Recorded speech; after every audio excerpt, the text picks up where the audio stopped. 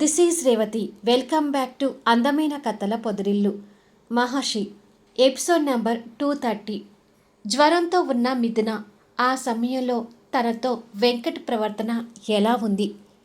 కథలోకి వెళ్ళబోయే ముందు దయచేసి వీడియోకి ఒక లైక్ ఇవ్వండి, అలాగే హైప్ ఇచ్చి వీడియోని సపోర్ట్ చేయండి. గౌతమ్ మొఖాన కాఫీ పడుతుండగా అది చూస్తూ అవంతి లోపలికి వస్తుంది. అయ్యింది, అంతా నేను అనుకున్నట్టుగానే జరిగింది అని అనుకొని అవంతి కంగారు పడుతుంటే కాఫీ పడిన మొహంతో గౌతమ్ తాన్య వైపు ఏడుపు మొహంతో చూస్తుంటాడు. తాన్య గౌతమ్ని కాకుండా లోపలికొచ్చిన అవంతి మీద కూడా కోపంగా ఉంటుంది. కాఫీ మొహంతో కనిపిస్తున్న గౌతమ్ని అవంతి బాధపడుతూ చూస్తూ, బాగా కాలిందా గౌతమ్ అని అడుగుతుంది. గౌతమ్ ఆ ఫేస్ మీద ఉన్న కాఫీని చేయితో తుడుచుకుంటూ, అంతగా లేదులే అవంతి. నేను కాఫీ తీసుకుని రూములోకొచ్చి చాలాసేపు అవుతుంది కదా! వేడి మొత్తం చల్లారిందిలే. ఏదో గోరువెచ్చని వేడితో ఉంది అనంటాడు. అసలు కాఫీ రాగానే నీ మొహాన కొట్టి ఉంటే బాగుండేది అంటుంది తాన్య. ఏ తాన్య, భర్త నీకు గౌరవం లేకుండా ఏంటి ఆ మాటలు అంటూ సీరియస్ అవుతుంది అవంతి.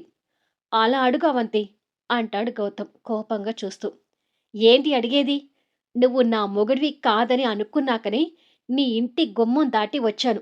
ఇంకొక 14 రోజుల్లో డివోర్స్‌కి అప్లై చేస్తున్నాను. ఇంకా మొగుడు అంటూ గౌరవం ఇచ్చేదేంటి? అంటూ కోప్పడుతుంది. నువ్వు డివోర్స్ అన్నప్పుడల్లా ఇక్కడ నా గుండెకి చిల్లు పడుతుంది డెవిల్ అంటాడు గౌతమ్ గుండె దగ్గర చేయి పెట్టుకొని. గౌతమ్ మాటలకు ఉరిమి చూస్తూ, అసలితని లోపలికి ఎందుకు రానిచ్చావు అక్కా అంటూ వాళ్ళ అక్క మీద కోప్పడుతుంది.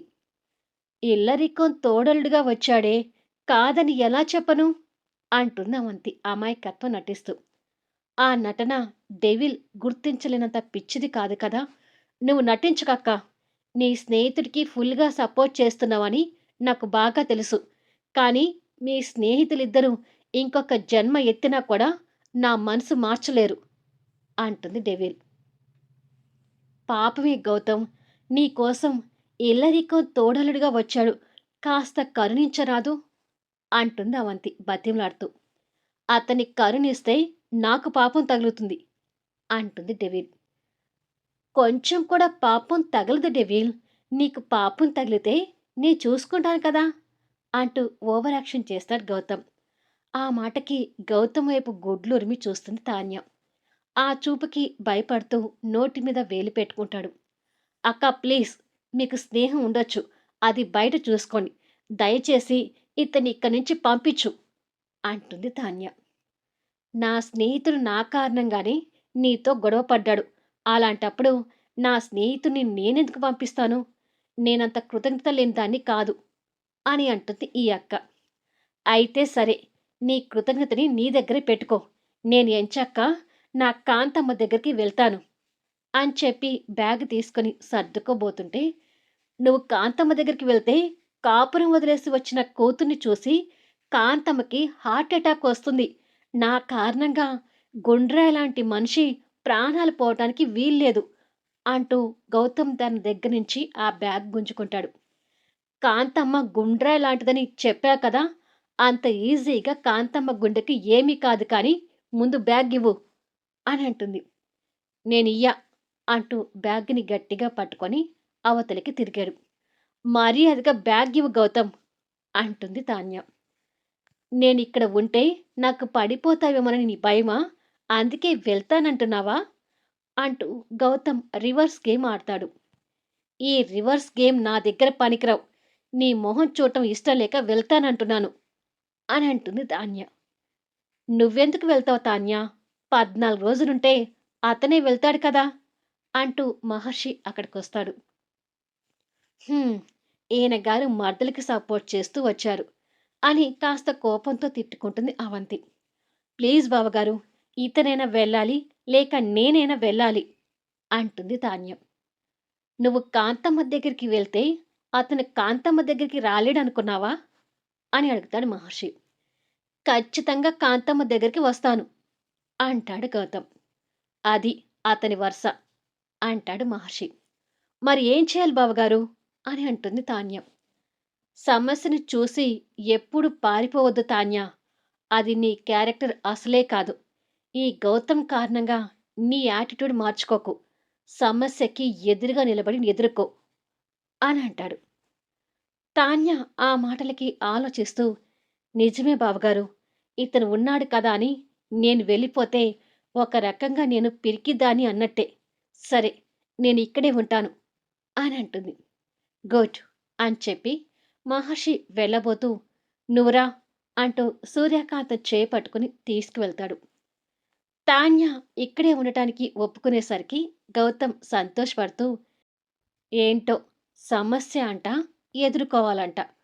ఏదో మూడో ప్రపంచ యుద్ధం జరిగినట్టుగా ఫీల్ అవుతున్నారు ఈ బావ మరదలు అంటూ కాఫీ మరకలతో జిడ్డుగా ఉన్న ఫేస్ని వాష్ బేసిన్ దగ్గరికి వెళ్ళి వాష్ చేసుకొని తన దగ్గరికి వచ్చి డెవిల్ ఒంటి మీద ఉన్న చున్నీతో మొహం తుడుచుకుంటూ ఉంటాడు. కానీ మరి డెవిల్ ఊరుకుంటుందా? ఆ చున్నీని గౌతమ్ మెడకేసి గట్టిగా చుట్టి రెండు చేతులతో గుంజుతుంటుంది. చచ్చిపోతాను డెవిల్ అంటూ గౌతమ్ గిలగిలా కొట్టుకుంటాడు.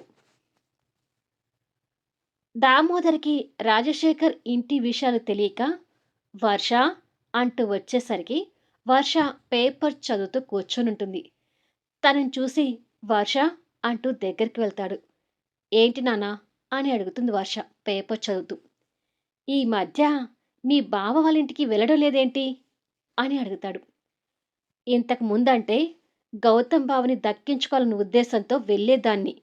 కానిప్పుడు ఆ నిర్ణయాన్ని మార్చుకున్నాను కాబట్టి ఇప్పుడు అంతగా వెళ్ళడం లేదు అని అంటుంది. అది కాదమ్మా, ఎలాగైనా మీ గౌతమ్ బావని దగ్గర చేసుకోవాలి అని దామోదర్ చెప్తూ ఉండగా, ఇప్పుడిప్పుడే అది మనిషిలాగా ఆలోచిస్తుంది. మళ్ళీ తన ఆలోచనల్ని పక్కదారి పట్టించాలని చూస్తున్నారా? అంటూ శాంతి అక్కడికొస్తుంది. అబ్బా! ఇదొకటి అని మనసులో అనుకొని, అది కాదే, నేను ఏది చేసినా వర్ష మంచికే అని చెప్పబోతుంటే, నాన్న, మీరు నాకు చేసినా చేయాలనుకున్న మంచి చాలు. ఇక నన్ను వదిలేయండి అని వర్ష కోపంగా చెప్పి అక్కడి నుండి వెళ్ళిపోతుంది. కూతురుతో ఇంతకన్నా గడ్డి పెట్టించుకునే వరకు వెలకండి అని భర్తను తిట్టి శాంతి వెళ్ళిపోతుంది. ఛ! నా కూతురు కూడా నాకు రివర్స్ అవుతుందని అస్సలు అనుకోలేదు అని తిట్టుకుంటాడు దామోదర్. వెంకట్ స్నానం చేద్దామని రూంలోకి వచ్చేసరికి మిథున ఇంకా బెడ్ మీద పడుకొని నిద్రపోతుంటుంది. అక్కడ ఉన్న ఉయ్యాల్లో పాప కేరింతలతో ఆడుకుంటూ ఉంటుంది. పాప కేరింతలు చూసి దగ్గరికొచ్చి పాపని ఎత్తుకొని ముద్దాడుతూ మిథున వైపు చూసి, రోజూ తొందరగానే లేస్తుంది కదా, ఇవాళేంటి ఇంతసేపు పడుకుంది?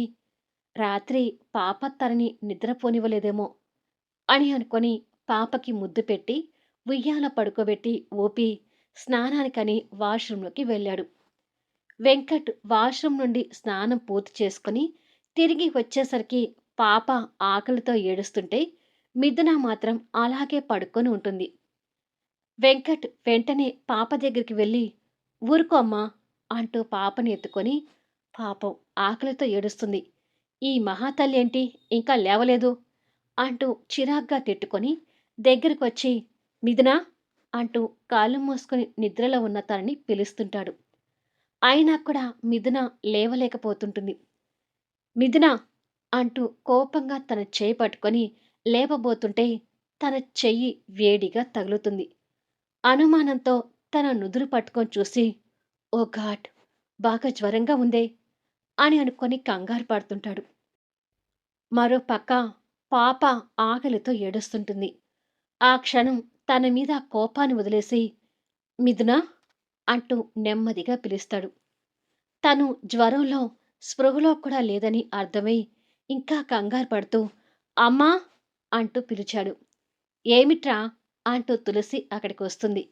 పడుకున్న మిథునాన్ని చూసి తనేంటి ఇంకా లేవలేదు అంటూ దగ్గరకొచ్చింది. తన ఒళ్ళు బాగా కాలిపోతుందమ్మా, హెవీ ఫీవర్ అంటాడు కంగారు పడుతూ. అయ్యో అంటూ అది విని తులసి కూడా భయపడుతుంటుంది. పాప ఆకలితో ఏడుస్తుందమ్మా, నువ్వెళ్ళి ముందు పాప సంగతి చూడు, నేను డాక్టర్కి ఫోన్ చేస్తాను అంటాడు వెంకట్. సరేరా, త్వరగా డాక్టర్ని రమ్మని చెప్పు అని తులసి కంగారు పడుతూనే పాపని ఎత్తుకొని అక్కడి నుండి వెళ్తుంది. తన పరిస్థితికి వెంకట్ జాలి పడుతూ డాక్టర్‌కి ఫోన్ చేసి ఉన్న విషయం చెప్పి త్వరగా రమ్మని చెప్పాడు. భార్య ద్వారా విషయం తెలుసుకున్న బెనర్జీ గారు కూడా లోపలికొచ్చి, "రాత్రి కూడా తనంతగా భోజనం చేయలేదంట్రా. మీ అమ్మ ఇప్పుడు చెప్తుంది. బహుశా రాత్రి నుండే జ్వరం ఉందేమో" అనంటాడు. "కావచ్చు నాన్నా. స్నానం చేద్దామని వచ్చి నేనిప్పుడే చూశాను" అనంటాడు వెంకట్. "డాక్టర్ త్వరగా వస్తాడని చెప్పాడు కదా?" అని అడుగుతాడు బెనర్జీ గారు. "చెప్పారు నాన్నా. కానీ అప్పటి వరకు తడి క్లాత్ వేయమని చెప్పారు" అంటూ వెంకట్ క్లాత్‌ని తడిపి తన నుదిటి మీద పెట్టాడు. కాసేపటికి డాక్టర్ వచ్చి తనని చెక్ చేస్తుంటాడు. పాపకి ఉగ్గు పెట్టాడు కాబట్టి తన ఆకలి తీరి నాయనమ్మ దగ్గర ఉండి తల్లిని చూస్తుంటుంది. వైరల్ ఫీవర్ వెంకట్ గారు. దాదాపు 2 రోజుల వరకు ఇలాంటి జ్వరం వదలదు. సో, తనని మీరు జాగ్రత్తగా చూసుకోవాలి. పిల్ల తల్లి కాబట్టి ఇలాంటి టైంలో జ్వరం వస్తే ఇంకా ఇబ్బందవుతుంది. సో, కేర్‌ఫుల్‌గా ఉండండి అని చెప్పి డాక్టర్ తనకు ఒక ఇంజెక్షన్ చేస్తుంటాడు. డాక్టర్ చెప్పింది విని బెనర్జీ దంపతులు కంగారు పడుతుంటారు. డాక్టర్ ఇంజెక్షన్ చేసి వెంకట్‌కి మెడిసిన్ ఇచ్చి, "ఈ 2 రోజులు మెడిసిన్ టైంకి వేస్తూ ఉండండి. ఇంకా ఏదైనా ప్రాబ్లమ్ అనిపిస్తే వెంటనే నాకు ఫోన్ చేయండి. ఇంజెక్షన్ చేశాను కాబట్టి కాసేపటికి స్పృహలోకి రావచ్చు. తను లేచాక టిఫిన్ పెట్టి తనకు టాబ్లెట్స్ ఇవ్వండి" అని చెప్పి వెళ్ళిపోతాడు. "ఇవాళ నువ్వు ఆఫీస్‌కి వెళ్ళకు వెంకట్. దగ్గరుండి మిథునని చూసుకో" అంటాడు బెనర్జీ గారు. "తనని చూసుకోవడానికి మీరున్నారు కదా నాన్నా! నన్ను ఆఫీస్‌కి వెళ్ళనివ్వండి" అని అంటాడు వెంకట్. "ఇలాంటి పరిస్థితిలో కూడా మొండిగా ప్రవర్తించకు వెంకట్. మిథునకి ఇప్పుడు మాకన్నా నీ సహాయం చాలా అవసరం" అంటూ బెనర్జీ గారు కొడుకు మీద కోప్పడతారు. "అది కాదు నాన్నా! తను నా మీద ఎలాంటి ఆశలు పెట్టుకోవద్దని అంటున్నాను" అని అంటాడు వెంకట్. "చాలే ఆపురా! పాపం ఆ పిల్ల. నీ మానాదికి సగం అవుతుంది. ఇప్పుడు కూడా తనని బాధ పెడతావా?" అంటూ తులసి గారు కూడా కోపగించుకుంటారు. "పాప తన దగ్గర పాలు తాగుతుంది.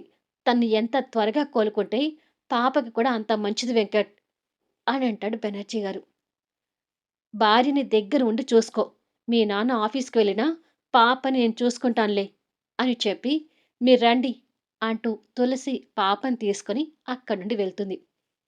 మిథున ఉన్న అలాంటి పరిస్థితిలో కూడా వెంకట్ అలా మాట్లాడడం చూసి బెనర్జీ గారు కాస్త కోపంగానే అక్కడి నుండి వెళ్ళిపోతాడు. ఇక తప్పక వెంకట్ తనకి ఎదురుగా చైర్‌లో కూర్చొని తనని చూస్తుంటాడు. తనని అలా చూస్తుంటే తన పరిచయం మొదలు తను తిరిగి ఇక్కడికి వచ్చే వరకు అన్ని జ్ఞాపకాలు కళ్ళ ముందు కదులుతుంటే పాపని చూడనివ్వకుండా మిథున చేసిన దానికి తనని కోపంగానే చూస్తుంటాడు. కొద్దిసేపటికి మిథున స్పృహలో నుంచి వస్తూ మెసులుతుంది. ఆ క్షణం మళ్ళీ తన మీద కోపాన్ని వదిలేసి తన వైపు జాలిగా చూస్తుంటాడు. మిథున నీరసంతో నిదానంగా కళ్ళు తెరిచింది. ఎదురుగా వెంకట్ కూర్చోవడం చూసి ఆశ్చర్యపోతుంది. "నీకు బాగా ఫీవర్. ఇప్పుడే డాక్టర్ వచ్చి చూసి వెళ్ళాడు" అని అంటాడు వెంకట్. "అది రాత్రి కొంచెం ఫీవర్‌గా ఉంటే టాబ్లెట్ వేసుకున్నాను. అయితే ఫీవర్ తగ్గకుండా ఇంకా ఎక్కువైందనమాట" అని అంటుంది. ఆ విషయం తనకు తప్ప ఇంకెవరికీ తెలీదు కాబట్టి వెంకట్ విని మౌనంగా ఉండి తర్వాత తనను చూస్తూ "బెడ్ మీద నుండి లేచి ఫ్రెష్ అవ్వగలుగుతావా?" అని అడుగుతాడు. "హ్మ్" అంటూ లేవబోతుంది. తను నీరసంతో లేస్తుంటే వెంకట్ అదంతా పట్టనట్టుగానే చూస్తున్నాడు. మిథున నిదానంగా లేచి బెడ్ దిగేసరికి తను వాష్‌రూమ్‌లోకి వెళ్ళటానికి వెంకట్ లేచి చైర్‌ని పక్కకు జరుపుతాడు. నీరసంతో ఉన్న మిథున ఒక్కొక్క అడుగు వేసుకుంటూ వాష్‌రూమ్ వైపు వెళ్తుంటుంది. వెంకట్ వెళ్తున్న తన వైపు మౌనంగా చూస్తుంటాడు. మిథున ఆ వాష్‌రూమ్ దగ్గరికి వెళ్ళగానే తనకి బాగా కళ్ళు తిరుగుతూ కింద పడబోతుంది. అది చూసి వెంకట్ కంగారు పడుతూ "మిథున" అంటూ పరిగెత్తుకుంటూ తన దగ్గరకొచ్చి క్షణంలో కింద పడబోతున్న తనని ఆతృతగా పట్టుకుంటాడు. మిథున తేరుకొని కళ్ళు తెరిచి చూసేసరికి తను వెంకట్ చేతిలో వేలాడుతూ కనిపిస్తుంది. వెంకట్ తనని సరిగ్గా నిలబెట్టి, "పద, నేను వాష్‌రూమ్ వరకు పంపించొస్తాను" అని చెప్పి తనని పట్టుకొని వాష్‌రూమ్‌లోకి తీసుకువెళ్తాడు. నీరసంతో ఉన్న మిథున వెంకట్ తన్ని ఎలా చూసుకుంటున్నాడు అనేది కూడా తనసలు ఏమీ గ్రహించలేకపోతుంది. బ్రష్ మీద పేస్ట్ వేసి తనకిచ్చి, "ఫ్రెష్ అయ్యి టిఫిన్ చేస్తే ఇలా కళ్ళు తిరగటం కాస్త తగ్గుతుంది. ఇక్కడ కూర్చొని బ్రష్ చెయ్యి" అంటూ తనని అక్కడ స్టూలు మీద కూర్చోబెట్టి వెళ్ళాడు. వెంకట్ తన్ని ఏదో చూసుకుంటున్నా తన మీద కోపం మాత్రం అలాగే ఉంది అని మిథునాకి ఆ క్షణం అర్థమవుతుంది. నిదానంగా బ్రష్ చేయటం మొదలుపెడుతుంటుంది. వెంకట్ రూమ్‌లోకి వచ్చి ఫోన్ తీసుకొని తాన్యాకి ఫోన్ చేస్తుంటాడు. "ఇల్లరికం తోడలుగా రావడానికి నీకసలు సిగ్గుగా లేదా?" అంటూ తాన్య గౌతమ్‌ని తిట్లతో క్లాస్ పీకుతూ ఉండగానే వెంకట్ దగ్గర నుండి తనకి కాలొస్తుంటుంది. మళ్ళీ నెక్స్ట్ వీడియోలో కలుద్దాం. ఇప్పుడు మిథున గురించి తెలుసుకొని తాన్య రియాక్షన్ ఏంటి? మిథునని చూడటానికి వెళ్తుందా? ఈ క్రమంలో వెంకట్ మిథున మీద మనసు మార్చుకునే ప్రయత్నం చేస్తాడా? కథ నచ్చితే దయచేసి లైక్ చేయండి, హైప్ ఇవ్వండి, మీ అమూల్యమైన కామెంట్స్ షేర్ చేయండి. Thank you for listening.